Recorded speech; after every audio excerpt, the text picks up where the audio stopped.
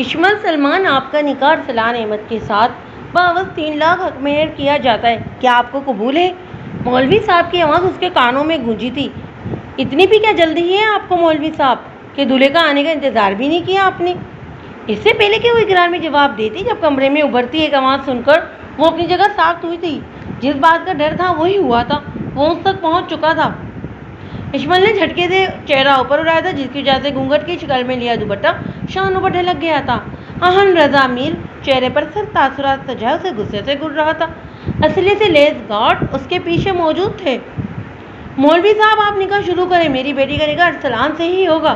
سلمان صاحب اسے دیکھ کر دل میں موجود ڈر کے باوجود اپنے لہجے کو مضبوط بناتے ہوئے بولے تھے۔ جب سلمان صاحب کی بات کو نظر انداز کرتے وہ شاہانہ چال چلتا آگے بڑھ کر اشمل کے ساتھ بیٹے سدرا کو ہٹنے کا اشارہ کرتا اس کے ساتھ جا بیٹھا تھا۔ تمہاری ہمت کیسے ہوئی یہاں آنے کی؟ ہاں؟ اشمل اس کی حرکت میں تیش میں آتی ہوئی ابھی بولی ہی تھی جب اہن کے اشارہ کرنے پر اس کے آدمیوں نے اشمل کے پاپا اور اس کے بھائی کے سر پر بندوق رکھی تھی۔ اشمل نے آنکھیں پھاڑے اہن کی طرف دیکھا تھا، جو ون کرتی نظروں سے اسے ہی دیکھ رہا تھا۔ اپنی خواہش پوری کرنے کے لیے میں کچھ بھی کر سکتا ہوں، اس کا ثبوت بھی تمہیں مل جائے گا اپنے باپ اور بھائی کو کھو کر۔ اگر تم نے میرے ساتھ نکاح سے انکار کیا تو بولو میرے ساتھ نکاح کے لیے۔ اس کی بات سنتے اشمل نے اپنی روتی آنکھوں سے سلمان صاحب اور احد کی طرف دیکھا اور بے بسی سے سر حسابت میں ہلایا تھا۔ اس کے علاوہ اس کے پاس کوئی راستہ جو نہیں بچا تھا۔ اشمل تم ایسا کچھ نہیں کرو گی، کرنے دو اسے جو یہ کرنا چاہتا ہے۔ سلمان صاحب غصے سے اہن کی طرف دیکھتے ہوئے چلائے تھے۔ دیکھیے سر، آپ لوگوں نے پہلے ہی فرار ہو کر اتنی بڑی غلطی کی ہے، اس کی سزا بھی باقی ہے۔ مزید کچھ نہ ایسا کریں جس پر آپ لوگوں کو پچھتانا پڑے۔ معاف تو میں کسی کو کرتا نہیں ہے۔ اہن نے سخت لہجے میں انہیں باور کرایا تھا۔ بیٹا پلیز خدا کے لیے ایسا مت کرو، میری بیٹی تم سے نکاح نہیں کرنا چاہتی، کیوں کر رہے ہو زبردستی؟ چھوڑ دو انہیں۔ اسما بیگم روتے ہوئے اس کے سامنے ہاتھ جوڑتے ہوئے بولی تھی۔ وہاں موجود باقی لوگ بالکل خاموشی سے اپنی جگہ ڈرے بیٹھے تھے، کوئی بھی ان کے معاملے میں گھس کر اپنی جان خطرے میں نہیں ڈالنا چاہتا تھا۔ دیکھیے والدہ صاحبہ، آپ میرے لیے بہت قابل عزت ہیں، ایسا مت کریں اور اس سب کا فائدہ بھی نہیں ہے۔ جب میں اپنی مرضی پر کرنے پر آؤں تو میری سگی ماں بھی مجھے نہیں روکتی، کیونکہ وہ جانتی ہے کہ میں اپنا کہا پورا کر کے رہوں گا۔ سو پلیز یہ سب کر کے مجھے شرمندہ کرنے کی ناکام کوشش بالکل مت کریں۔ وہ ازلی ڈٹائی سے بولتا ہوا انہیں خاموش کروا گیا تھا اور اشمل کا دوپٹہ پکڑ کر واپس گھونگھٹ کی طرح اس کے چہرے پر ڈال دیا تھا۔ جب اس کے اشارے پر مولوی صاحب نے نکاح پڑھانا شروع کیا تھا، وہ کچھ ہی دیر میں نہ چاہتے ہوئے بھی اشمل سلمان سے اشمل اہن رضا میر بن چکی تھی۔ اشمل ڈارلنگ ٹیبل پر آتے ہوئے بولی تھی۔ اشمل آرام سے بیٹھ کر کھانا کھاؤ، یہ کیا طریقہ ہے ناشتہ کرنے کا؟ اسما بیگم اسے یوں کھڑے کھڑے جوس کا گلاس منہ سے لگاتے دیکھ کر بگڑتے ہوئے بولی تھی۔ ماما پلیز ٹائم نہیں ہے، میں لیٹ ہو رہی ہوں۔ اشمل جلدی جلدی بریڈ کھاتے ہوئے بولی تھی۔ بابا دیکھیے اپنی لاڈلی بیٹی کی حرکتوں کو، آپ صرف ہمیں ہی ڈانٹتے رہتے ہیں۔ 15 سالہ احد منہ بناتے ہوئے اشمل کی چغلی کرتے ہوئے بولا تھا۔ چپ کر کے بیٹھو جھوٹے، پاپا مجھے اس لیے نہیں ڈانٹتے کہ میں اپنی ڈیوٹی پر پہنچنے کے لیے جلدی کر رہی ہوں، تم دونوں کی طرح آہستہ آہستہ ناشتہ کر کے اسکول سے لیٹ ہونے کی کوشش نہیں کر رہی۔ اشمل اسے لتاڑتے ہوئے بولی۔ سلمان صاحب ان کی باتوں پر مسکراتے ہوئے خاموشی سے بس ناشتہ کر رہے تھے۔ لیکن آپ اس بات سے بھی انکار نہیں کر سکتے کہ آپ بابا کی جو ہے کچھ زیادہ ہی فیوریٹ ہیں۔ ہما منہ چڑھاتے ہوئے بولی، کیونکہ وہ دونوں اس بات سے بہت جیلس ہوتے تھے کہ ہمیشہ سے اشمل خان جو ہے سلمان صاحب کی لاڈلی جو رہی تھی۔ ہاں تو تم لوگ بھی بنو نا فیوریٹ، میں نے کم منع کیا ہے، پر اس سے پہلے اپنی شرارتی کم کرنی پڑیں گی تم لوگوں کو، جو کہ تم دونوں کے لیے کافی مشکل کام ہے۔ اوکے میں جا رہی ہوں۔ ان دونوں نے باتوں میں لگا کر نا مجھے مزید لیٹ کروا دیا ہے۔ اشمل سلمان صاحب اور اسما بیگم کا گال چوم کر ان سے دعائیں لیتی ان دونوں کو گھورتی جلدی سے وہاں سے نکل گئی تھی۔ سلمان صاحب اور اسما بیگم کی 3 اولادیں تھیں۔ سب سے بڑی اشمل سلمان جو MBBS کرنے کے بعد اب ایک پرائیویٹ ہاسپٹل میں جاب کر رہی تھی، جس کا شمار شہر کے بڑے ہاسپٹل میں ہوتا تھا۔ اس سے چھوٹی ہما سلمان تھی جو انٹرمیڈیٹ کرنے کے بعد اب اس میں جانے کا ارادہ رکھتی تھی۔ سب سے چھوٹا سلمان تھا جو میٹرک کا اسٹوڈنٹ تھا۔ سلمان صاحب ایک سرکاری ملازم اور سفید پوش انسان تھے۔ ان کی زندگی کا بسر بہت اچھے طریقے سے ہو رہا تھا۔ وہ اپنے چھوٹے سے گھرانے میں بہت خوشحال اور مطمئن تھے۔ دیکھیں آپ ICU کے سامنے ایسے گرد اٹھا کر کھڑے نہیں ہو سکتے، پلیز آپ اس طرف چلے جائیں۔ نرس مسکین سی صورت بنا کر ان کے ہٹنے کٹے گارڈ کو دیکھتے ہوئے بولی تھی، جو اس کے کتنی بار کہنے کے بعد بھی اپنی جگہ سے ہلے تک نہیں تھے۔ جب تک میرے بیٹے کے بارے میں کوئی اچھی خبر نہیں مل جائے یہ لوگ یہاں سے کہیں نہیں ہلیں گے۔ کیا کر رہے ہیں یہ ڈاکٹر اندر؟ اتنی دیر سے بتاتے کیوں نہیں ہیں کچھ؟ حسنین رضا میر پریشانی اور بے چینی کے ساتھ بولے تھے، ان کا جان سے عزیز اکلوتا بیٹا ادھر ICU میں تھا، نشے میں گاڑی چلانے کی وجہ سے اس کا بہت برا ایکسیڈنٹ ہوا تھا۔ اطلاع ملتے ہی وہ اپنے بھائی فرقان رضا میر کے ساتھ گارڈ کو لے کر شہر کے لیے نکل آئے تھے، لیکن ڈاکٹر انہیں کچھ بتا ہی نہیں رہے تھے کس وقت سے ان کی جان سولی پر لٹکی ہوئی تھی۔ ڈاکٹر کیسا ہے میرا بیٹا؟ اتنی دیر کیوں لگ رہی ہے اندر؟ ڈاکٹر شہریار اور ڈاکٹر اشمل جو ہے ICU سے نکلتا دیکھ کر حسنین رضا جلدی سے ان کی طرف پھڑتے ہوئے بولے تھے، دیکھیں ان کے بازو پر جو کافی گہری چوٹ آئی اور کچھ کانچ کے ٹکڑے ٹوٹ کر بازو میں پھنس گئے تھے، جس کی وجہ سے ہمیں سرجری کرنی پڑی ہے، لیکن اب خطرے کی کوئی بات نہیں، انہیں روم میں شفٹ کیا جا رہا ہے، تھوڑی دیر میں ہی انہیں ہوش آ جائے گا۔ ڈاکٹر شہریار نے تفصیل سے بتاتے ہوئے ان کی پریشانی دور کی تھی۔ حسنین رضا سکا سانس لیتے ہوئے پیچھے ہٹے تھے۔ فرقان رضا کو گھر میں انفارم کرنے کا کہا تھا، جہاں سے کتنی بار فون آ چکا تھا، وہاں پر بھی سب بہت پریشان تھے۔ گھر کی عورتوں کا اس طرح ہاسپٹل آنے میں کی اجازت جو نہیں تھی۔ اشمیر یہ جو پیشنٹ ہے کل جس کا ایکسیڈنٹ ہوا ہے کچھ زیادہ ہینڈسم نہیں ہے یار، اس کی آنکھیں ہی بندے کو اپنا دیوانہ بنا دیتی ہیں، کاش تمہاری جگہ میری ڈیوٹی لگی ہوتی۔ سدرا اس کے ساتھ اسٹاف روم کی طرف جاتے ہوئے ٹھنڈی آہ بھرتے ہوئے بولی تھی، جب اسے اشمل بس دیکھ کر ہی رہ گئی۔ صبح سے 4 ڈاکٹر پہلے ہی یہ سب بیان کر چکی تھی، کاش واقعی میری جگہ تمہاری ڈیوٹی لگ جاتی، کیونکہ کل سے اس نے مجھے اتنا تنگ کر کے رکھا ہوا ہے، ایک دن میں ہی دماغ خراب کر دیا ہے میرا، اور دیکھتا ایسے گھور گھور کرے، اگر وہ میرا پیشنٹ نہ ہوتا تو میں بتاتی اسے۔ اشمل دانت پیستی ہوئی بولی تھی، ویسے ڈسچارج کب ہو رہا ہے؟ اس نے سدرا اس کی اکتاوی شکل دیکھ کر بولی تھی، ابھی تو اس کے بازو کا زخم جو کافی گہرا ہے، شاید کچھ دن لگ جائیں۔ اشمل صوفے پر بیٹھ کر سامنے بڑی فائل اٹھاتے ہوئے بولی تھی، ڈاکٹر صاحبہ روم نمبر 27 کے پیشنٹ میڈیسن نہیں لے رہے ہیں، کہہ رہے ہیں مجھے بازو میں درد ہو رہا ہے، ڈاکٹر کو بلاؤ۔ نرس اس کا پیغام سناتے ہوئے بولی تھی، اس بندے کے ساتھ مسئلہ کیا ہے آخر؟ چلو تم میں آ رہی ہوں۔ اشمل نے زور سے فائل ٹیبل پر پٹکی تھی، کیونکہ کل سے اسے پیشنٹ نے ایسے ہی اس کی ناک میں دم کر کے رکھا ہوا تھا۔ جب سدرا نے اس کے چڑھنے پر اپنی مسکراہٹ چھپانے کی ناکام کوشش کی تھی، ہاں ہنس لو تم، اللہ کرے تمہیں بھی کوئی ایسا پیشنٹ ملے تو تمہیں سمجھ آئے، اور لگتا ہے یہ پہلی بار ہاسپٹل میں آیا ہے جس کو یہ نہیں پتا کہ ڈاکٹر فل ٹائم کسی ایک پیشنٹ کے پاس کھڑے ہو کر اسے انٹرٹین نہیں کر سکتی۔ اشمل ناچار اٹھتے ہوئے بولی تھی، اہن رضا میر کو جب ایکسیڈنٹ کے بعد لایا گیا تھا تو وہ نشے میں تھا، جس سے اشمل کو اس کے بارے میں کافی حد تک یہ سمجھ آ چکا تھا کہ وہ کس طبیعت کا مالک ہے، اس لیے وہ زیادہ سے زیادہ اس سے دور رہنا چاہتی تھی۔ دیکھیے میر صاحب، آپ میڈیسن کیوں نہیں لے رہے ہیں؟ اگر آپ ایسا کریں گے تو آپ کا زخم کیسے ٹھیک ہوگا؟ اشمل اس کے روم میں آتے ہوئے چہرے پر اپنی مخصوص پروفیشنل مسکراہٹ سجا کر بولی تھی، میں نے یہ کب کہا کہ مجھے میڈیسن نہیں لینی ہے، لیکن اس نرس سے نہیں، تم سے۔ ڈاکٹر اور چیک اپ بھی کرو میرے بازو کا، اس میں صبح سے بہت درد ہے۔ اہان رضا میر اشمل کے چہرے پر اپنی نظریں گاڑتے ہوئے بولا تھا، بیبی پنک کلر کے کپڑوں پر سفید کوٹ پہنے، سفید سوٹ کے ساتھ ہم رنگ دوپٹہ سلیقے سے اوڑھے، سادگی میں بھی غضب ڈال رہی تھی۔ اہن کی نظریں بار بار دوپٹے کے حالے میں موجود اس کے چہرے پر پسر رہی تھی، جسے محسوس کر کے اشمل نے ناگواری سے پہلو بدلا تھا۔ نرس میڈیسن دے ہی نہیں۔ نرس سے میڈیسن اور پانی گلاس لے تھی، وہ اس کی طرف بڑھی تھی۔ ایک دن میں وہ اتنا تو جان ہی گئی تھی کہ یہ شخص حد درجہ ضدی تھا، اپنی بات منوائے بغیر نہیں رہے گا۔ گلاس پکڑا تھا، اشمل کا ہاتھ اس کے ہاتھ سے ٹچ ہوا تھا، جس پر اشمل نے فوراً اپنا ہاتھ پیچھے کھینچا تھا۔ میرا زخم بھی چیک کرو۔ میڈیسن لینے کے بعد اگلا آرڈر جاری کیا تھا اس نے، میں نے صبح ہی آپ کے بازو کی ڈریسنگ چینج کی، اس طرح بار بار کھولنے سے آپ کا زخم ٹھیک نہیں ہوگا، آپ پلیز سمجھنے کی کوشش کریں میری بات کو۔ اشمل نے تحمل سے بولی تھی، کیونکہ جو جانتی تھی کہ یہ جان بوجھ کر اسے تنگ کر رہا ہے، تو میں چاہتا ہی کہوں کہ میرے زخم ٹھیک ہوں۔ وہ اشمل کی طرف دیکھتا کسی کی بھی پرواہ کیے بغیر ڈٹائی سے بولا تھا، آپ پلیز ریسٹ کریں، میں باقی پیشنٹ کو دیکھ لوں۔ اس کی اس بات پر بالکل یکسر اندراز کرتے وہ اس کی کوئی بھی بات سنی بغیر وہاں سے نکل گئی تھی۔ انٹرسٹنگ، مجھے یہ نہیں پتا کہ اس بورڈنگ ہاسپٹل میں کوئی اتنا انٹرسٹنگ چیز بھی موجود ہوگی، ورنہ بہت پہلے ہی ایکسیڈنٹ کروا کر یہاں آ جاتا۔ ڈاکٹر اشمل، تم جتنا یہاں مجھ سے بھاگو گی نا، میں اتنا ہی تمہیں اپنے پاس بلاؤں گا۔ اس کی اتنی عجلت پر اہن رضا میر دل میں سوچتے ہوئے مسکرا دیا تھا۔ ایکسکیوز می اہن رضا میر، اس ہاسپٹل میں ایڈمٹ ہے، مجھے ان کا روم نمبر بتا دیں۔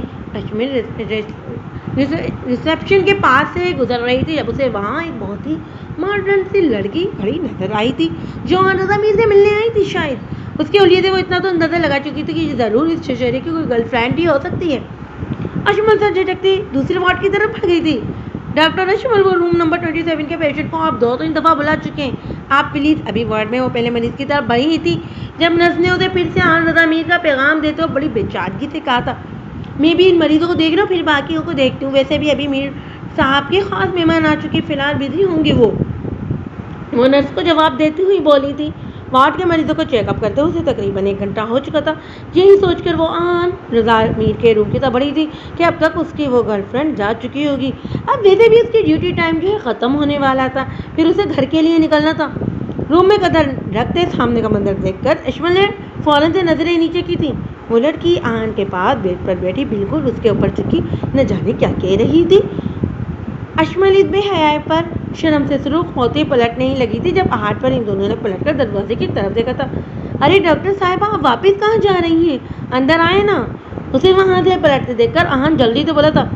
جب نہ چاہتے ہوئے بھی اشمل اندر کی طرف بڑھی تھی، وہ لڑکی ابھی بھی ویسے ہی اس کے قریب بیڈ پر بیٹھی تھی. تانیہ، ان سے ملو، یہ ہے ڈاکٹر اشمل، اتنے دنوں سے میرا بہت اچھے سے خیال رکھ رہی ہیں. آہن اشمل کے لال چہرے کو بغور دیکھتے تانیہ کو بتاتے ہوئے بولا تھا. اور اب میں سمجھی آہن رضا میر کا ہاسپٹل سے ڈسچارج ہونے کا دل کیوں نہیں کر رہا. تانیہ بھی اشمل کو سر سے پیر تک جائزہ لیتے ہوئے بولی. اسے اس ڈاکٹر کی خوبصورتی ایک آنکھ نہیں پائی تھی. تانیہ آہن کی سب سے قریبی دوست تھی اور اسے بہت پسند کرتی تھی. کچھ دنوں سے آؤٹ آف کنٹری ہونے کی وجہ سے وہ آہن سے مل نہیں پائی تھی، اس لیے آج واپس آتے ہی وہ سب سے پہلے آہن کے پاس آئی تھی. ویسے کافی عقل مند ہو تم جو اتنی جلدی سمجھ گئی. آہن اس کی بات پر معائنہ خیزی سے مسکراتا ہوا بولا تھا. اس کا جواب تانیہ کو بالکل اچھا نہیں لگا تھا. اسے اس ڈاکٹر سے عجیب سے جلدی محسوس ہوئی تھی. اوکے آہن، ہمیں چلتے ہوں، جلدی سے ٹھیک ہو جاؤ. تم اس طرح بیڈ پر لیٹے تو بالکل بھی اچھے نہیں لگ رہے. اس سے پہلے کہ اشمل کی باتوں پر انہیں ٹوکتی، تانیہ اپنی بات کہتی اٹھی تھی اور ایک بار پھر سر جھٹک کر آہن کے چہرے پر بوسہ دیتی وہاں سے چلی گئی تھی. جبکہ اشمل دل میں اس کی حرکت پر استغفر اللہ پڑھ کر رہ گئی تھی. لیکن مغرب کی پیروی کرتے وہ لوگ اتنے آگے نکل چکے تھے کہ ان لوگوں کے لیے شاید اب یہ عام سی بات تھی. اشمل خود بھی جلدی سے اس کا چیک اپ کرتی وہاں سے نکل گئی تھی. بیٹا، میں ڈاکٹر سے بات کرتا ہوں ڈسچارج کرنے کی. تمہاری ماں بہت پریشان ہے، تمہارے لیے وہ دیکھنا چاہتی ہے تمہیں.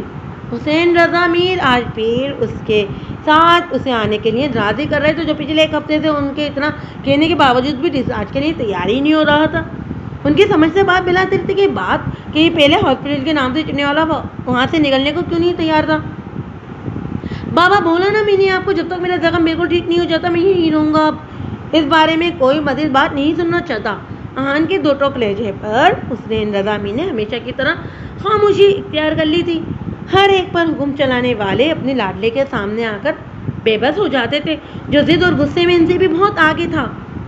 پارس کھڑی نرس ہدایت دیتی. اشمل نے اس کے بات پر دل میں اسے کوسا تھا، جو کسی صورت یہاں سے جانے کے لیے تیار ہی نہیں تھا اور پچھلے 1 ہفتے سے اس کی جان الگ عذاب میں ڈالی ہوئی تھی. اس کا زخم اب کافی حد تک بہتر ہو چکا تھا. ڈاکٹر صاحبہ، میرے بیٹے کا اچھے سے خیال رکھنا، اس کے معاملے میں کسی قسم کی کوتاہی برداشت نہیں کروں گا. اشمل کو اپنے روبدار لہجے میں ہدایت دیتے وہ آہن سے مل کر گارڈ کے ساتھ وہاں سے نکل گئے تھے. ڈاکٹر صاحبہ، تم کہاں جا رہی ہو؟ شاید تم نے سنا نہیں ابھی میرے والد محترم کیا کہہ کر گئے. اشمل باہر کی طرف بڑھی تھی جب آہن کی بات پر پلٹ کر اسے سوالیہ نظروں سے دیکھا تھا. میڈیسن دے تو دی ہی آپ کو، اس سے زیادہ آپ کا اور کیسے خیال رکھا جائے. اس کی طرف دیکھتی اشمل لفظوں کو چبا چبا کر بولی تھی. اس کا دل کرتا تھا کہ اس شخص کی آنکھیں نوچ لے جس سے وہ اسے بے باکی سے گھورتا تھا. قریب آؤ، بتاتا ہوں کہ کیسے خیال رکھا جاتا ہے. اب اتنے دور سے کیسے سمجھ آئے گی تمہیں؟ اسے پاس آنے کا اشارہ کرتے وہ معائنہ خیزی سے بولا. اور آپ کے اتنے دنوں سے فضول حرکتیں میں خاموشی سے برداشت کر رہی ہوں. اس کا یہ مطلب نہیں کہ آپ کچھ بھی بول لیں گے. وہ لڑکیاں ہوتی ہیں جن کو یہ سب پسند ہوگا، لیکن میں ویسی نہیں ہوں. آپ انہی پر یہ سب ٹرائی کریں، مجھے ان جیسا سمجھنے کی غلطی نا بالکل مت کیجیے گا. اس کے بات پر اور لہجے پر اشمل غصے سے لال ہوتے ہوئے بولی تھی. جب اشمل کی بات سن کر آہن رضا میر نے کہکا لگایا تھا. ابھی تو میں نے کوئی فضول حرکت بھی نہیں کی ڈاکٹر، تم ابھی سے تنگ آ گئی ہو. آگے کیا ہوگا تمہارا جب میں نے سچ میں کوئی حرکت کر دی تو؟ اور میں اچھے سے جانتا ہوں کہ تم ان سب جیسی نہیں ہو جو میرے ایک اشارے پر میری بھاؤں میں آ جاتی ہیں. لیکن ہاں، تم پر کچھ زیادہ ہی محنت کرنی پڑ گئی ہے، پر آنا تو تمہیں بھی یہی ہوگا.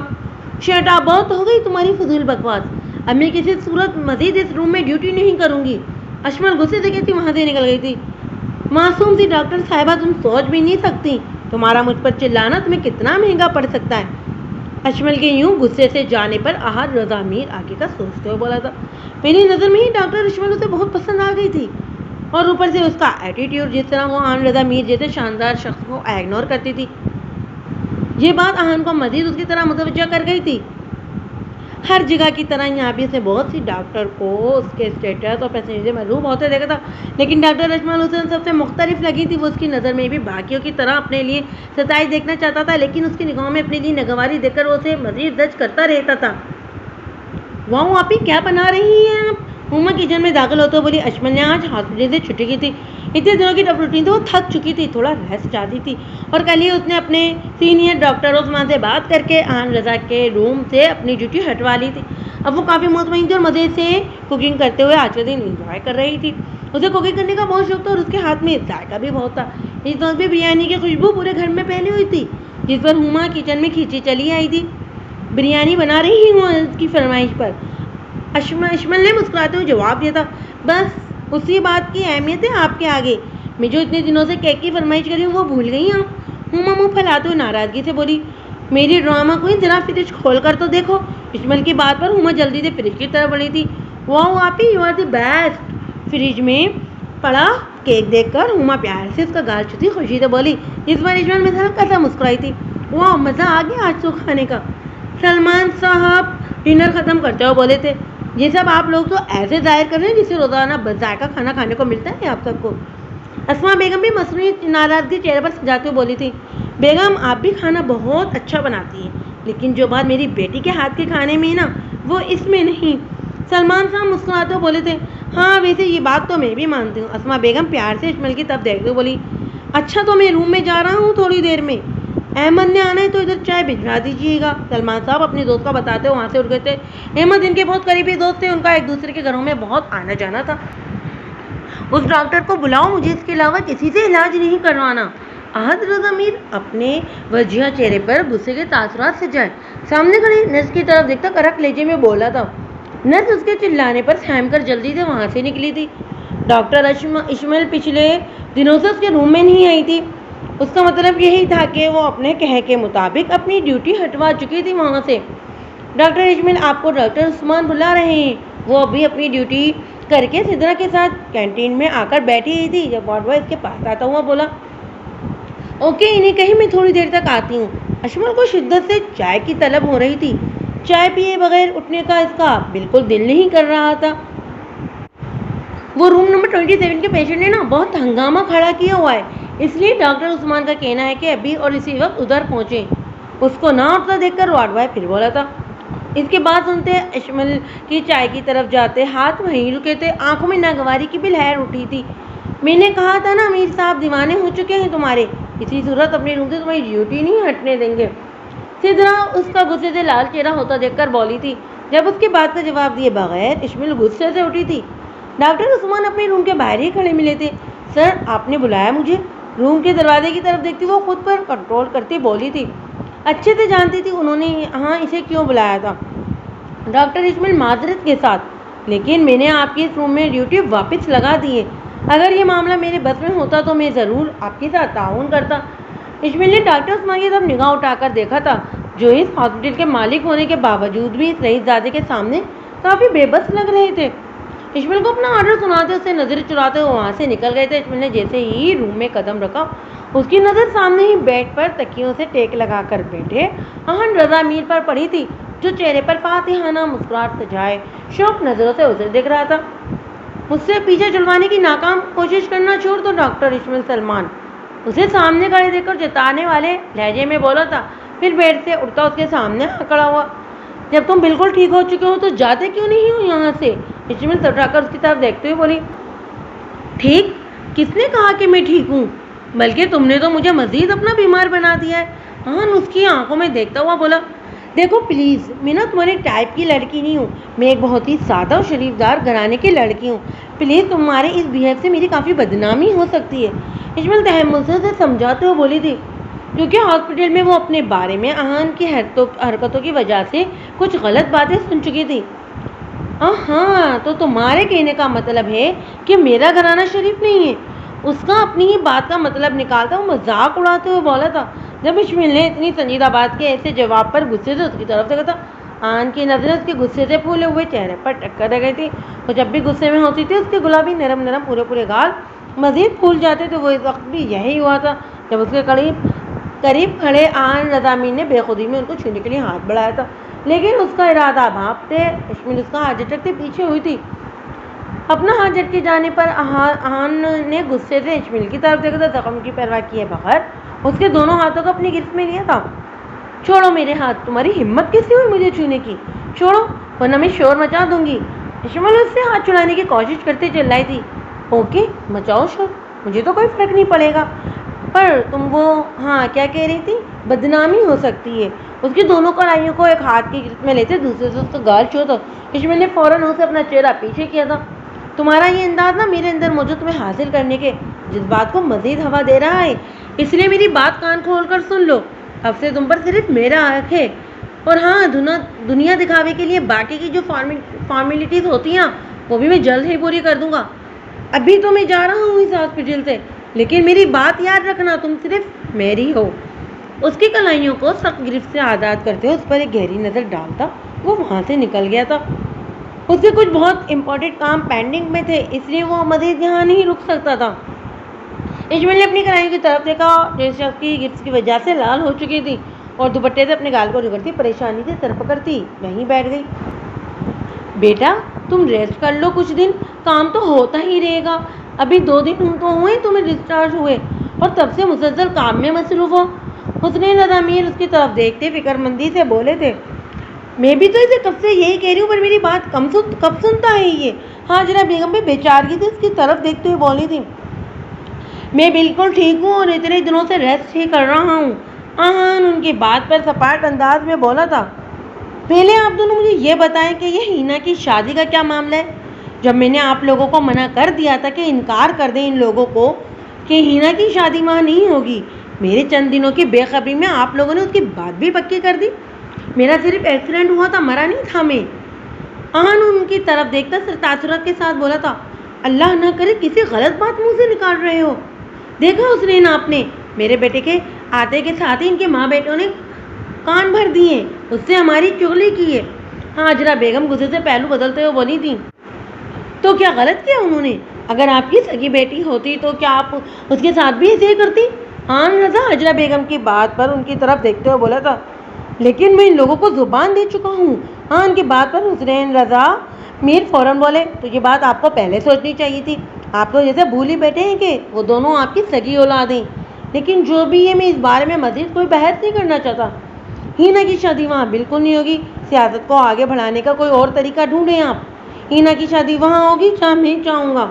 حسین رضا میر کو تنزیہ انداز میں دیکھتا بابر کرتا وہاں سے اٹھ گیا تھا۔ دیکھا کیسے آتے ہی میرے بیٹے کو ان لوگوں نے پٹیاں پڑھا دی، اور آپ کا کہنا ہے کہ بیچاری ہیں وہ؟ بیچاریاں ایسی ہوتی ہیں؟ ہاجرہ بیگم اپنا پلان خراب ہونے پر غصے سے بناتی ہوئی بولی، جبکہ حسنین رضا میر اس وقت خاموش رہنا ہی بہتر سمجھا تھا۔ کیا میں اندر آ سکتا ہوں؟ آہان رضا دروازے پر ہلکا سا نوک کرتے ہوئے بولا۔ میری جان آؤ، وہاں کیوں کھڑے ہو؟ آسماں بیگم آہان کی آواز سنتے خوشی سے بیٹھ سے اٹھتے ہوئے بولی تھی۔ ماشاء اللہ بیٹا، کیسی طبیعت ہے تمہاری؟ تمہارے ایکسیڈنٹ کا سن کر تو دل بہت بے چین تھا، اب تمہیں اپنے سامنے سے سلامت دیکھ کر سکون آیا ہے۔ آسماں بیگم اس کی پیشانی پر بوسہ دیتے ہوئے بولی، جبکہ ان کی اتنی محبت پر وہ بہت مسکرا کر رہ گیا تھا۔ دیکھ لیں پھر، آپ کی دعاؤں کی وجہ سے ہی میں بالکل ٹھیک آپ کے سامنے کھڑا ہوں۔ آہن ان کا ہاتھ تھام کر محبت سے بولا تھا۔ ایک بات پر میں آپ سے ناراض ہوں، اتنی بڑی بات ہو گئی یہاں اور آپ نے مجھے بتایا تک نہیں۔ اس کا یہی مطلب ہے نا کہ آپ مجھے اپنا بیٹا نہیں سمجھتی۔ آہن اس کی طرف دیکھتا ناراضگی سے بولا تھا۔ ایسی بات نہیں ہے بیٹا، تم جانتے تو ہو کہ تم مجھے اپنی سگی اولاد سے بھی بڑھ کر عزیز ہو۔ میں کسی قسم کا کوئی فساد نہیں چاہتی، اس لیے خاموش رہنا ہی بہتر سمجھا۔ آسماں بیگم نظریں چراتے ہوئے بولی، اب وہ اسے ہاجرہ بیگم کی دھمکی کے بارے میں کیا بتاتی جو انہوں نے آہن کو کچھ بھی نہ بتانے کے لیے دی تھی۔ وہ نہیں چاہتی تھی کہ آہن کو کچھ بھی پتہ چلے۔ السلام علیکم بھائی، مجھے پورا یقین تھا کہ آپ ضرور آئیں گے۔ حفیظہ آہن کو آسماں بیگم کے پاس بیٹا دیکھ کر چہکتے ہوئے آگے بڑھی تھی۔ کیسی ہے میری گڑیا؟ آن اسے بازو کے گھیرے میں لیتے ہوئے محبت سے بولا۔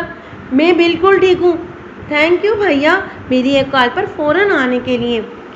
حفیظہ آن بھائی کے ساتھ لگ کر بیٹھتے ہوئے بولی تھی، جبکہ اس کی بات پر آسمہ بیگم نے اسے گھورا تھا۔ دیکھ رہے ہیں بھیا آپ، امی مجھے کیسے غصے سے دیکھ رہی ہیں کہ میں نے آپ کو کیوں بتایا؟ آپ کے جانے کے بعد نا مجھے بہت ڈانٹیں گی۔ حفیظہ منہ بناتی ان کی شکایت کرتے ہوئے بولی تھی، بالکل بھی نہیں امی، میری گڑیا کو کسی نے نہیں ڈانٹنا، بہت اچھا کیا ہے اس نے مجھے انفارم کر کے، اور آئندہ بھی ایسا ہی کرنا ہے۔ آہن نے حفیظہ کی سائڈ لیتے ہوئے کہا تھا، جس پر آسمہ بیگم بس ہولے سے مسکرائی تھی۔ ہینا نظر نہیں آ رہی، کہاں ہے وہ؟ آہن نے ہینا کی غیر موجودگی کو نوٹ کرتے ہوئے پوچھا۔ آپ ہی اپنے کمرے میں ہیں، حفیظہ کے بتانے پر آہن اس کی طرف بڑھ گیا تھا۔ دروازے کی آواز پر ہینا نے سر اٹھا کر دیکھا تھا، لیکن سامنے کھڑے آہن کو دیکھ کر وہ روتے ہوئے بھاگ کر اس کے گلے لگی تھی۔ بھیا بھیا مجھے یہ شادی نہیں کرنی، ہینا اس کے ساتھ لگی روتے ہوئے بولی تھی۔ رونے کی ضرورت نہیں ہے، تمہارا بھائی زندہ ہے، ابھی تمہارے ساتھ کسی قسم کی ناانصافی نہیں ہونے دوں گا۔ آہن کی بات پر ہینا نے صرف آنکھیں اٹھا کر اس کی طرف دیکھا تھا۔ بابا نے میرا رشتہ طے کر دیا ہے، ہینا آنسو کے درمیان بولی۔ میں سب جانتا ہوں اور میری بابا سے بات بھی ہو چکی ہے، اب ایسا کچھ نہیں ہوگا، اس لیے اب یہ رونا بند کر دو۔ آہن نے اس کے آنسو صاف کرتے ہوئے پیار سے کہا تھا، جس پر ہینا نے آنکھوں میں حیرانگی لیے اس کی طرف دیکھا۔ آپ سچ کہہ رہے ہیں؟ اس کی بات پر آہن نے ثابت میں سر ہلایا تھا۔ تھینک یو بھائی، آپ واقعی بہت اچھے ہیں، ہینا خوشی سے بھرپور لہجے میں بولی۔ اسے اپنا یہ بھائی جان سے بڑھ کر عزیز تھا، جو ایک گھنے سائے کی طرح ہر وقت ان کے لیے موجود ہوتا تھا۔ جب اسے خوش دیکھ کر آہن بھی مسکرا دیا تھا۔ حسنین رضا میر کے والدین کی ڈیتھ ہو چکی تھی، جو ان کے لیے کروڑوں کا ورثہ چھوڑ کر گئے تھے۔ حسنین رضا میر بہن بھائیوں میں سب سے بڑے تھے، ان سے چھوٹی ان کی بہن سفینہ تھی، جو شادی کے بعد اپنے گھر میں آباد تھی۔ ان سے چھوٹے فرقان رضا میر تھے، جن کی شادی کے کچھ مہینوں بعد ان کی بیوی کی ایک ایکسیڈنٹ میں ڈیتھ ہو چکی تھی، جس کے بعد بہن بھائیوں کے بار بار کہنے پر بھی انہوں نے دوسری شادی نہیں کی تھی۔ دوسری بیوی سے ان کی 3 اولادیں تھیں، 2 بیٹے اور 1 بیٹی۔ حسنین رضا میر نے پہلی شادی اپنے والدین کی مرضی سے اپنی یتیم ماموزاد آسمہ بیگم سے کی تھی، جس سے اتنے سال اولاد نہ ہونے کی وجہ سے انہوں نے اولاد کی خواہش میں دوسری شادی اپنی چچا زاد حاجرہ بیگم سے کی تھی۔ حاجرہ بیگم ایک بہت ہی تیز خاتون تھی۔ حاجرہ بیگم نے آہن رضا میر کو جنم دے کر حسنین رضا میر اور اس پوری حویلی پر اپنا قبضہ جما لیا تھا۔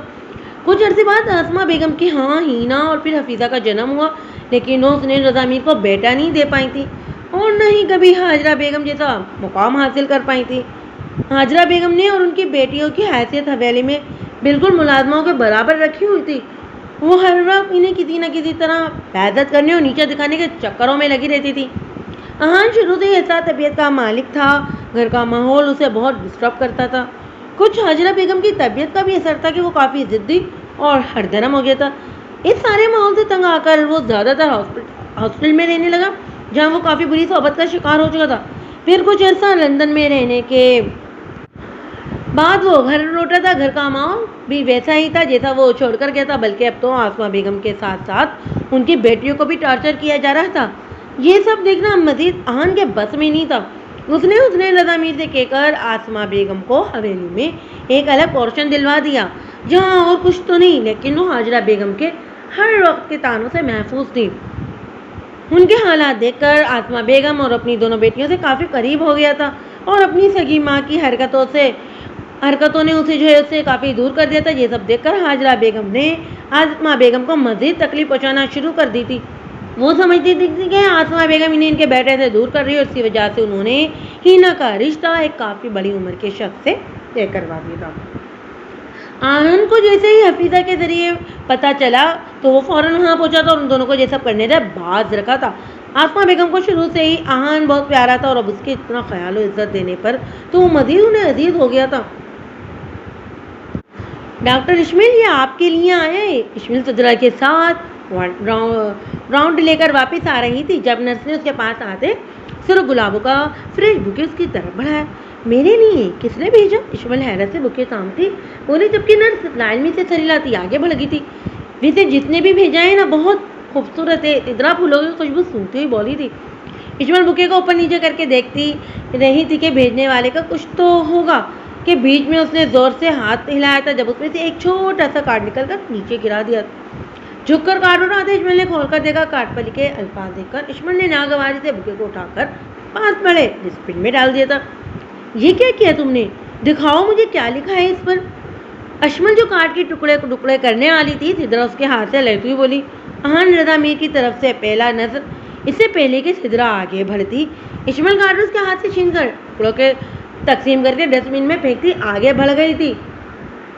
ये शख्स समझता क्या है खुद को? घटिया, लोफर, इडियट। अशमल गुस्से से स्टाफ रूम से अपना पर्स उठाते बढ़ाते हुए हम निकली थी, जब उसी वक्त उसका फ़ोन बजा था। गुस्से में बिना अनजान नंबर पर गौर के इशमल ने फ़ोन अटेंड करते कान से लगाया था। हाय स्वीट हार्ट, कैसी हो? कैसे लगे मेरे फ्लावर्स? फ़ोन स्पीकर से उभरती आवाज़ सुनते ही इशमल ने गुस्से से दांत बीचे थे। तुम्हारे पास मेरा नंबर कैसे आया और तुम्हारी हिम्मत कैसे हुई मुझे इतनी फजूल लफ्ज़ों से पुकारने की? इशमल स्टाफ रूम से निकलते गुस्से से बोली थी। नंबर क्या? मैं तो तुम्हारा सारा बायोडाटा मालूम करवा चुका हूँ।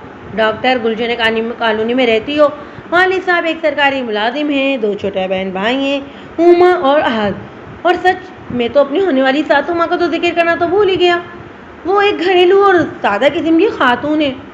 और रही बात ऐसे पुकारने की, तो बंदा अपनी होने वाली को कैसे पुकारे? कोई अच्छा तरीका है तो बताओ, वो ट्राई कर लेता हूँ मैं।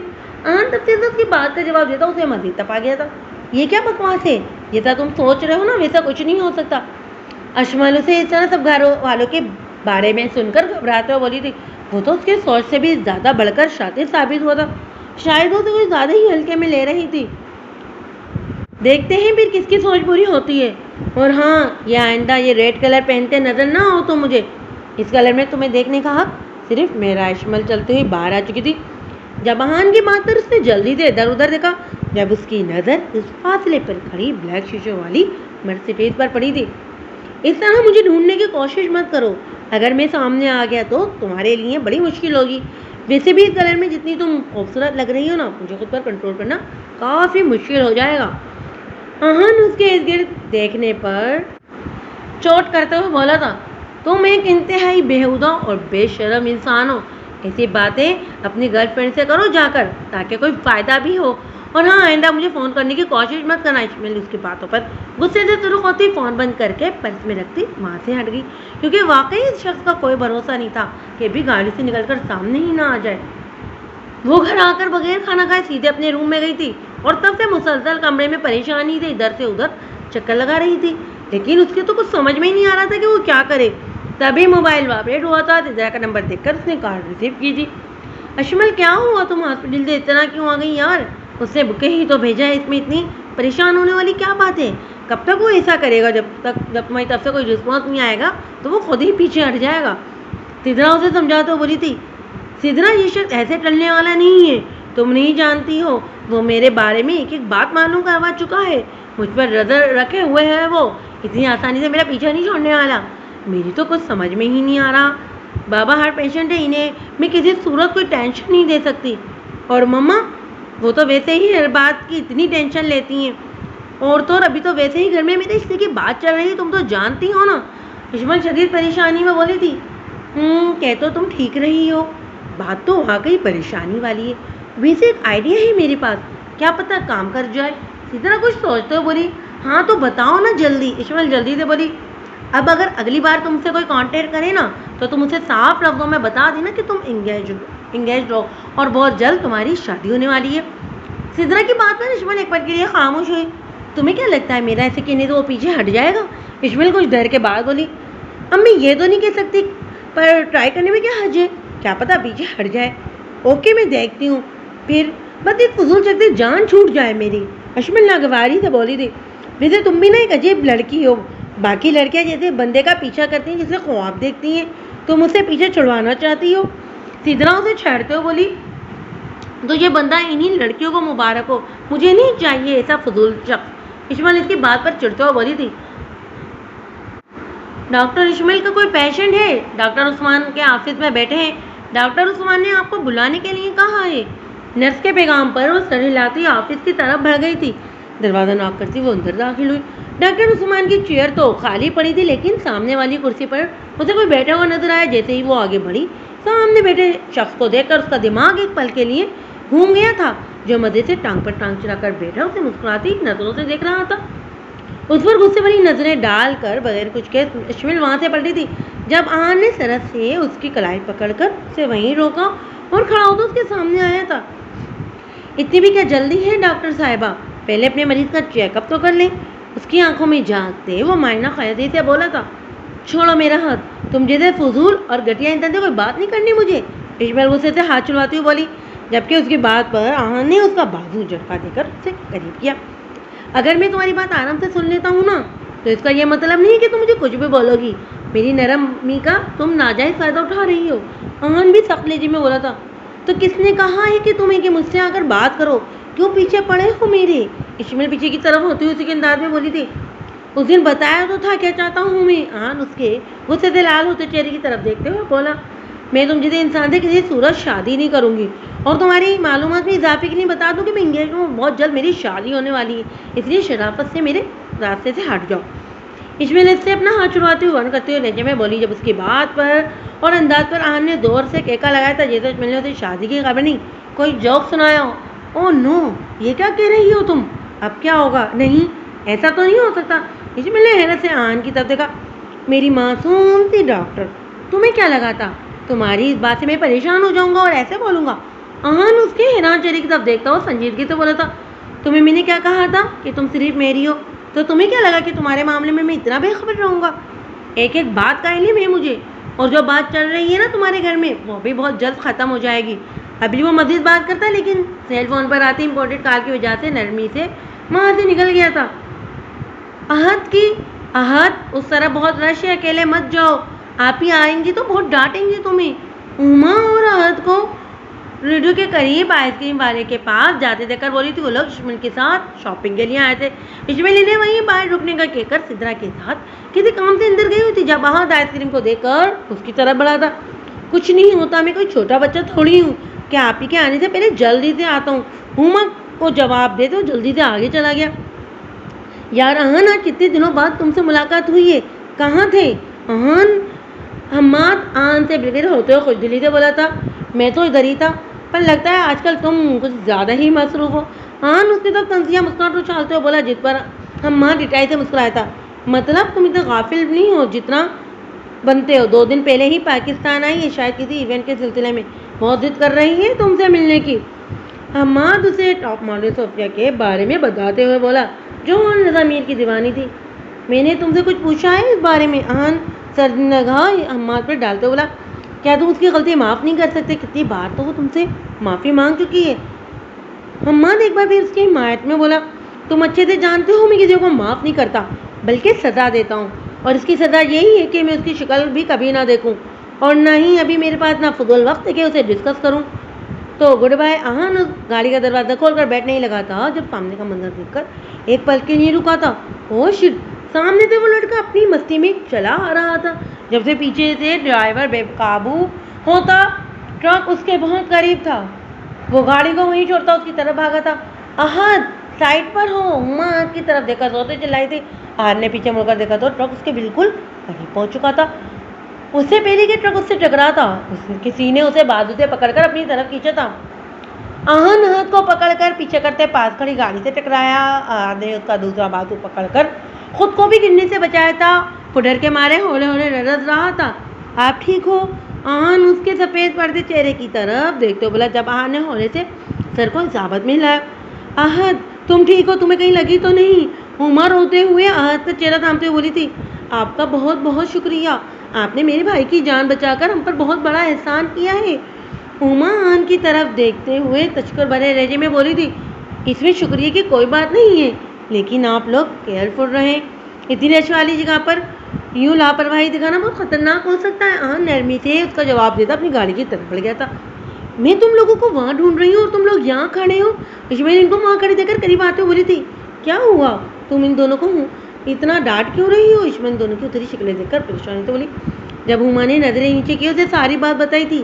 کیا؟ احد میری جان، تم ٹھیک ہو؟ کہیں چوٹ تو نہیں لگی؟ تم لوگوں کو منع کیا تھا نا وہاں سے کہیں مت جانا۔ اشمل فکر مندی سے احد کو ساتھ لگاتے ہوئے بولی تھی، وہ پہلے ہی اتنے ڈرے ہوئے، تم انہیں مزید کیوں ڈانٹ رہی ہو؟ ہما جس نے آج کو بچایا ہے وہ کدھر ہے؟ کب سے خاموش کھڑی سدرا اشمل کو ٹوکتے ہما سے پوچھتے بولی تھی، وہ ادھر لگتا ہے وہ چلے گئے۔ ہما نے اس طرف اشارہ کیا تھا جہاں کچھ دیر پہلے اسے گاڑی میں بیٹھے دیکھا تھا، لیکن اب وہ وہاں سے جا چکا تھا۔ اچھا چلو گھر چلتے ہیں، اللہ اس شخص کو اس نیکی کا اجر دے۔ اشمل آواز کا تامے وہاں سے چلنے کا اشارہ کرتے بولی تھی، سدرا آج مجھے جلدی گھر جانا ہے، آج کی طبیعت بھی ٹھیک نہیں ہے، میں نے سر عثمان سے بات کر لی ہے، باہر موسم بھی خراب ہے اس لیے میں ابھی نکل رہی ہوں، لیکن تم جاؤ گی کیسے؟ ہاسپٹل کی وین کا ٹائم تو 1 گھنٹے بعد کا ہے۔ ہاں میں جانتی ہوں، ٹیکسی کر لوں گی، اشمل سدرا کو بتاتے ہوئے جلدی جلدی اپنی چیزیں لیتی وہاں سے نکل آئی تھی۔ اشمل نے بلڈنگ سے باہر قدم رکھا ہی تھا جب ہلکی ہلکی بارش شروع ہو چکی تھی اور نہ ہی قریب کوئی ٹیکسی نظر آ رہی تھی۔ یہاں کھڑے ہو کر ویٹ کرنے سے بہتر اس نے تھوڑا آگے چل کر ٹیکسی دیکھنے کا سوچا تھا۔ وہ ہاسپٹل سے تھوڑا ہی آگے بڑھی تھی جب ٹیکسی تو نہیں ملی، لیکن اچانک سے بارش کافی تیز ہو چکی تھی۔ وہ جلدی جلدی قدم آگے بڑھ رہی تھی جب ایک گاڑی اس کے پاس آ کر رکی تھی۔ اس نے اپنے قدم پھر بھی نہ روکے۔ گاڑی میں بیٹھو، احد رضا میر گاڑی سے نکل کر اس کے سامنے آتے ہوئے بولا تھا۔ اس کے اچانک سامنے آنے کی وجہ سے اشمل کو مجبوراً رکنا پڑا تھا، ورنہ ضرور اس کے چوڑے سینے سے ٹکرا جاتا۔ میرے راستے سے ہٹو، میں یوں کسی بھی ایرے کی گاڑی میں نہیں بیٹھتی، اشمل سر تاثرات کے ساتھ بولی۔ ہر بات میں بحث کرنا ضروری ہے کیا؟ خاموشی سے بیٹھو گاڑی میں، سب لوگ تمہاری طرف دیکھ رہے ہیں جو کہ میں کسی صورت برداشت نہیں کروں گا۔ آن نے ایک نظر اس کے بھیگے وجود پر ڈالی تھی، اس کے کپڑے بالکل گیلے ہو کر چپک گئے تھے۔ آس پاس سے گزرتے لوگوں کی نظریں اشمل پر پڑتی دیکھ کر آن کے کشادہ پیشانی پر موجود سلوٹوں میں اضافہ ہوا تھا۔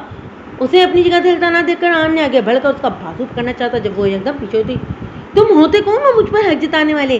کس حق سے مجھے چھوتے ہو، میرے قریب آتے ہو؟ تم بھی تو میرے لیے نامحروم ہو جیسے باقی سارے لوگ ہیں، پھر میں کیوں بیٹھی ہوں تمہارے ساتھ؟ اشمل شدید غصے سے چلاتے ہوئے بولی تھی۔ وہ آن رضا میر تھا جس کے ایک اشارے سے لوگ اس کے قدموں میں ڈھیر ہو جاتے تھے۔ کسی کی اتنی جرت نہیں تھی اس کی بات سے انکار کرے۔ اس کے سامنے اونچی آواز میں بولنے والا دوبارہ بولنے کے لائق نہیں بچتا تھا، لیکن یہ لڑکی اس کی کمزوری بن چکی تھی جس کا اتنا چیخنا چلانا آرام سے برداشت کر لیتا تھا۔ وہ نہیں جانتا تھا کہ وہ اس سے محبت کرتا ہے یا نہیں، لیکن وہ آن رضا میر کو پہلی نظر میں ہی بھا گئی تھی، کسی بھی صورت اسے حاصل کرنا چاہتا تھا۔ اس بات کا بھی جواب تمہیں بہت جلد مل جائے گا، مگر اس وقت تو تمہیں میری گاڑی میں بیٹھنا ہی ہوگا۔ اشمل کو مزید کچھ بھی سننے کا موقع دیے بغیر وہ اسے بازو سے پکڑ کر گھسیٹ کر گاڑی میں ڈالا تھا اور فوراً سے ڈرائیونگ سیٹ پر بیٹھتا۔ گاڑی لاک کر چکا تھا، کوئی فائدہ نہیں ہے، اپنی انرجی ویسٹ کر رہی ہو، یہ دروازہ میری مرضی کے بغیر کبھی نہیں کھلے گا۔ اسے مسلسل گاڑی کے دروازے سے زور آزمائی کرتے دیکھ کر آہن گہری نظریں اس پر ڈالتا پرسکون لہجے میں بولا تھا۔ آہن اس کی گہری بے باک نظریں خود پر محسوس کرتی خود میں سمٹی دروازے سے چپک کر بیٹھ گئی تھی۔ اس کی احتیاطی تدابیر پر شدید مون خراب ہونے کے باوجود بھی آہن کے چہرے پر مسکراہٹ بگڑ گئی تھی۔ تھوڑی دیر پہلے اس کی باتوں پر غصہ آیا تھا جو شاید ختم ہو چکا تھا۔ آہن اپنی کیفیت پر الجھا تھا، وہ سمجھنے سے قاصر تھا کہ اس لڑکی کو سامنے دیکھ کر وہ کیوں ایسا ہو جاتا ہے، اس کی اتنی سخت باتوں کے باوجود بھی اسے کچھ کیوں نہیں کہتا۔ وہ ایسا تو کبھی نہیں تھا۔ اپنی ہی سوچوں کو جھٹکتے آہن نے ڈرائیونگ پر اپنی توجہ مرکوز کی تھی۔ شدید بارش کی وجہ سے گاڑی چلانا کافی مشکل ہو رہا تھا کہ اچانک سامنے سے گاڑی بہت اسپیڈ سے کراس کرتی گزری تھی۔ اگر آہن جلدی سے گاڑی کو لیفٹ سائڈ پر نہ موڑتا تو ٹکراؤ یقینی تھا۔ اس زوردار جھٹکے کی وجہ سے اشمل کا سر آہن کے کندھے سے ٹکرایا تھا اور دوسرے ہاتھ سے بے اختیاری میں اشمل نے اس کے بازو کو تھاما تھا۔ اگر وہ ایسا نہ کرتی تو واپس گاڑی کے ڈور سے ٹکرا بیٹھتی۔ گاڑی کو نارمل پوزیشن میں لاتے آہن نے اپنے سالے کی اشمل کی طرف دیکھا تھا جب اشمل نے جلدی سے پیچھے ہوتی سیدھی ہو کر بیٹھی تھی۔ دیکھ لو ڈاکٹر صاحبہ، اب تو تم خود میرے قریب آئی ہو، بعد میں پھر نہ الزام لگانا مجھ پر کہ میں نے کچھ کیا ہے۔ آہن اس کے سر پڑتے چہرے کی طرف دیکھتا مائنہ خیزی سے بولا تھا، مجھے کوئی شوق نہیں ہے تمہارے قریب آنے کا، یہ سب تمہاری وجہ سے ہوا ہے۔ اگر گاڑی چلانی نہیں آتی تو مت چلاؤ، دوسروں کی جان خطرے میں ڈالنے کی کیا ضرورت ہے؟ یا پھر اس دن کی طرح کوئی نشہ تو نہیں کیا ہوا؟ کیونکہ تمہارے جیسے آوارہ مزاج اور حوث پرست انسان سے یہ امید بھی کی جا سکتی ہے۔ اشمل کی بات پر غصے سے تیز آواز میں بولی تھی۔ جب اس کی بات سنتے آہن نے زور سے بریک پر پاؤں رکھا تھا، گاڑی سائڈ پر روکتے اس کی طرف مڑا تھا۔ تمہیں بہت شوق ہے نا مجھ پر الزام لگانے کا؟ تو ہاں ہوں میں اس وقت نشے میں، جانتے ہو میں ایک نشے اور حوث پرست انسان ہوں، کچھ بھی کر سکتا ہوں اتنا لڑکی کے ساتھ۔ آہن بازو سے پکڑ کر اشمل کو اپنے بےحد قریب کرتے ہوئے بولا۔ اس کی گرم سانسوں سے اشمل کو اپنا چہرہ جھلستا ہوا محسوس ہوا تو اشمل کو شدت سے اپنے لفظوں کی رنگینی کا احساس ہوا تھا۔ چھوڑ دو، مجھے درد ہو رہا ہے، اشمل اسے پیچھے دھکیلتی ہوئی بولی۔ اس کے ساتھ گر سے اشمل کو اپنا بازو ٹوٹتا ہوا محسوس ہوا۔ کیا ہوا؟ اب لگاؤ مجھ پر کوئی نیا الزام۔ اشمل کو آج پہلی بار اس سے خوف محسوس ہوا تھا۔ واقعی وہ اس کے ساتھ کچھ بھی کر سکتا تھا۔ اس کی آنکھوں میں آنسو دیکھ کر آن نے اس کا بازو چھوڑتا سیدھا ہو بیٹھا تھا اور گاڑی کو ہوا کی اسپیڈ پر بھگاتے اس کے گھر کے سامنے روکی تھی، کیونکہ جتنے غصے میں نا وہ اس وقت زیادہ دیر خود پر کنٹرول نہیں رکھ سکتا تھا۔ دشمن شکریہ ادا کرتی خدا کا جلدی سے باہر نکلی تھی۔ اس کے اترتے ہی آن نے پہلے سے بھی زیادہ تیز اسپیڈ میں گاڑی آگے بڑھائی تھی۔ جب دشمن اس کے جنونی انداز پر گھبرا کر گھر کے اندر داخل ہو گئی تھی۔ اتنی اداس کیوں بیٹھی ہو تم؟ میرا مشورہ مانو اور بتا دو بھیا کو کہ تم عارفین بھائی کو لائک کرتی ہو۔ حفیظہ ہینا کے پاس ٹینٹ پر آتے ہو بولی، حفیظہ آہستہ بولو، کبھی تو کوئی کام سوچ سمجھ کے کر لیا کرو، کسی نے سن لیا تو نئی مصیبت آ جائے گی۔